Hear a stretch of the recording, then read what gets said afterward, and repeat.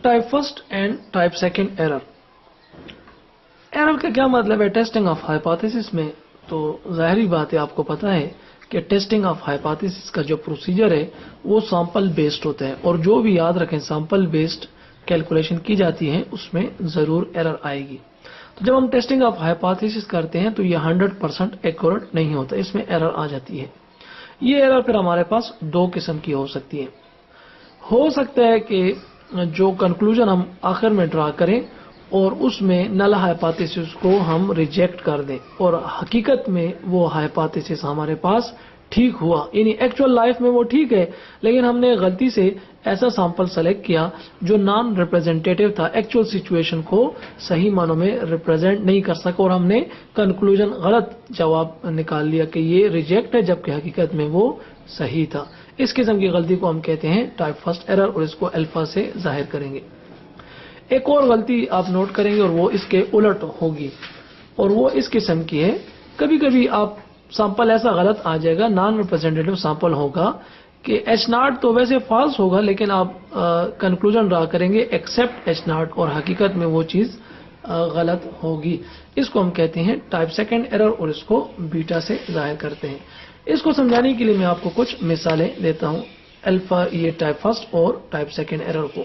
बहुत important question है, आमतौर पर वाइवा वाला टीचर जो आपको प्रैक्टिकल लेने आएगा ये आमतौर पर सवाल जरूर आपसे पूछते हैं, या कभी कभी आप इंटरव्यू देंगे किसी जॉब के लिए तो ये बड़ा मशहूर क्वेश्चन है, आमतौर पर ये आपसे पूछते हैं।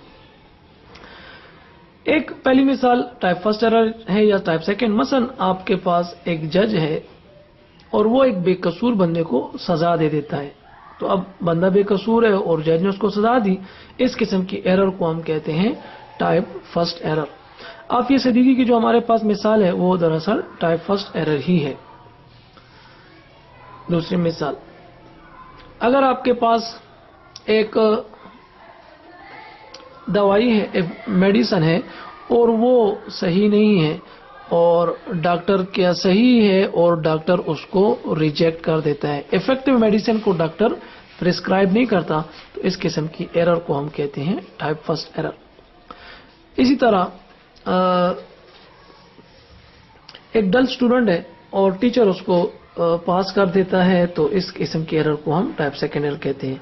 और इसी तरह से अगर इन तमाम मिसालों को आप उल्टा कर लें तो आपके पास टाइप सेकंड एरर वगैरह बन जाएगी।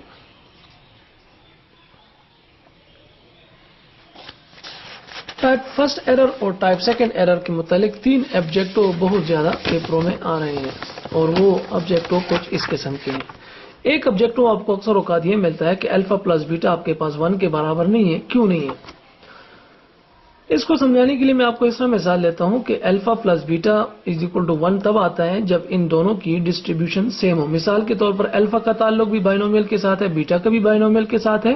जिस तरह हम p प्लस क्यू को जमा करते हैं तो जवाब आपके पास 1 आता है, लेकिन अल्फा की डिस्ट्रीब्यूशन अलग नेचर की होती है और बीटा की अलग नेचर, तो इनका सम 1 के बराबर नहीं आता। दूसरा ऑब्जेक्टिव, इन अल्फा और बीटा के दरमियान में क्या रिलेशनशिप है एक दूसरे के दरमियान में? तो इन दोनों के दरमियान में इनवर्सली रिलेशनशिप है, यानी एक को इंक्रीज करेंगे दूसरा डिक्रीज होगा और एक को डिक्रीज करेंगे दूसरा इंक्रीज होगा। तीसरी बात यह है कि इन दोनों को साइमल्टेनियसली हम कैसे कम कर सकते हैं? तो उसका एक आसान तरीका यह कि सैंपल साइज को लार्ज कर दें, तो आपके पास दोनों एरर ऑटोमेटिक तरीके से रिड्यूस हो जाएंगी।